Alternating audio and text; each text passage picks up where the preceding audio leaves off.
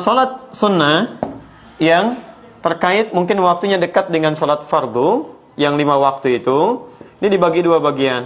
Ini teorinya supaya dipahami dengan baik ya.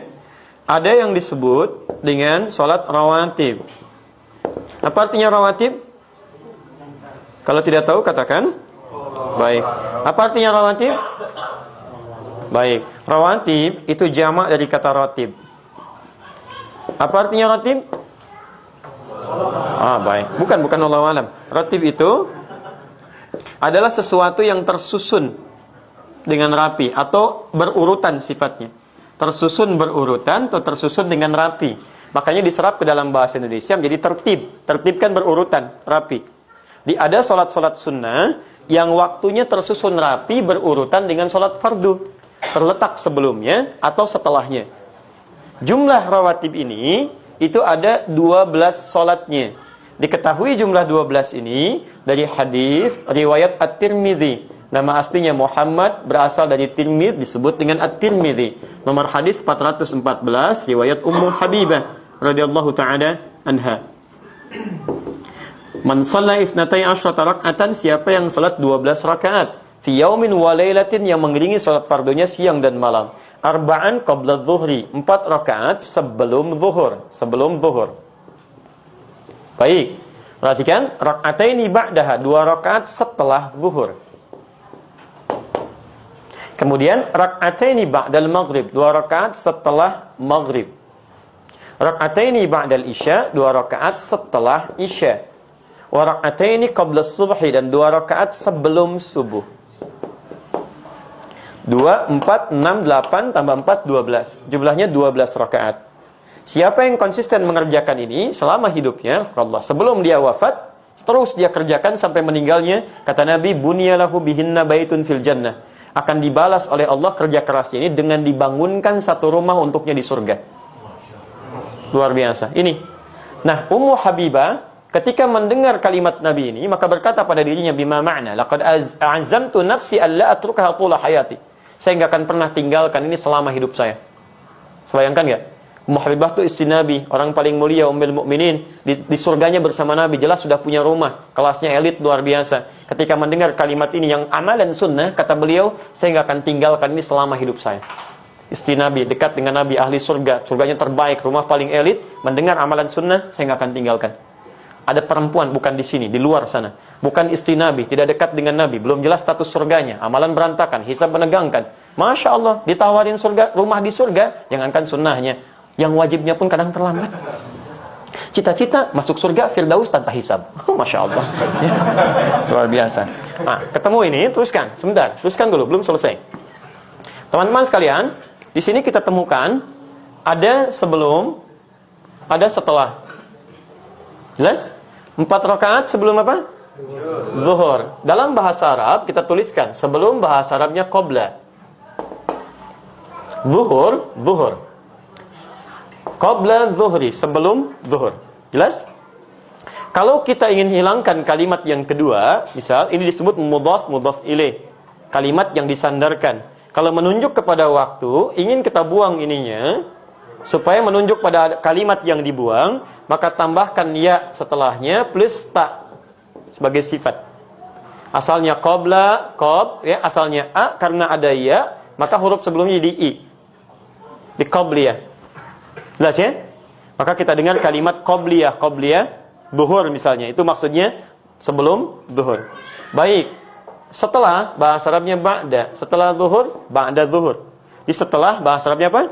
Ba'da. Kalau Anda sudah mengucapkan ba'da, jangan diucapkan setelah lagi. Itu 2 kata yang berulang sama. Paham ya? Kita ketemuan yuk. Kapan? Di mana? Di Masjid Indonesia. Kapan? Udah setelah ba'da asar deh. Setelah ba'da asar. Jadi kalau sudah setelah, itu ba'da. Tidak perlu menyebutkan keduanya lagi. Jelas ya? Ba'da zuhur. Hilangkan zuhurnya, muncul ya dengan ta'nya. Dikenal dengan ba'diyah. Paham sampai sini? Baik, saya simpan dulu ini. Jadi sebelum, bahasa Arabnya apa?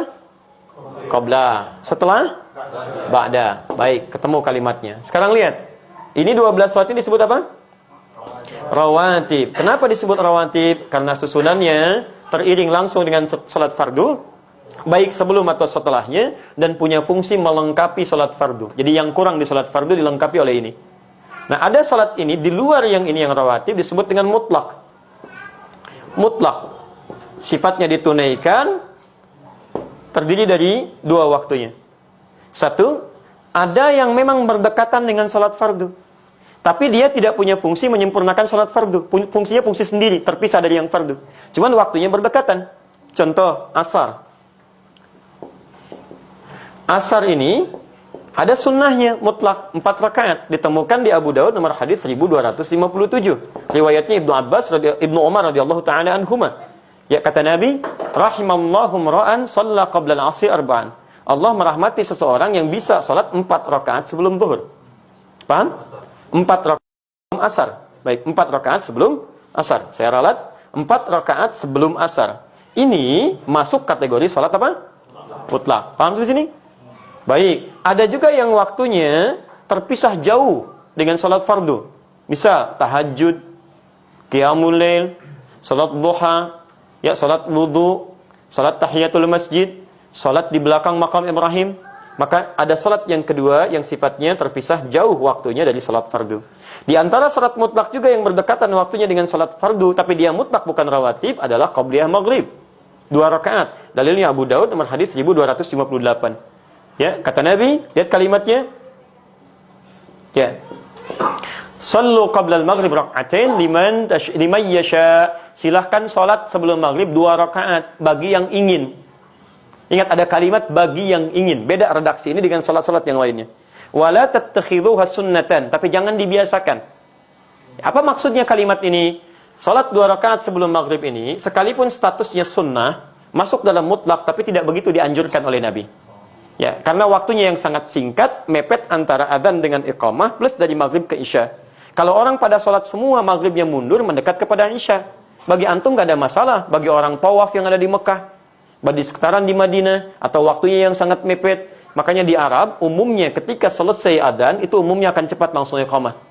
Nah, kalau misalnya Anda dalam situasi sudah baca Al-Quran, sudah berdoa, karena doa antara adzan dengan iqamat cepat dikabulkan, lebih cepat dikabulkan. Anda berdoa, sudah baca Al-Quran, masih ada waktu, orang pada belum datang, Anda ingin sholat, maka dipandang lebih bagus sholat daripada melakukan tindakan-tindakan yang tidak tepat. Ya, Anda malah bikin status, belum ada orang nih, sedang menunggu sholat maghrib. Paham ya?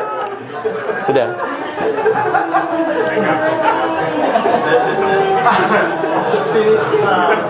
Dah.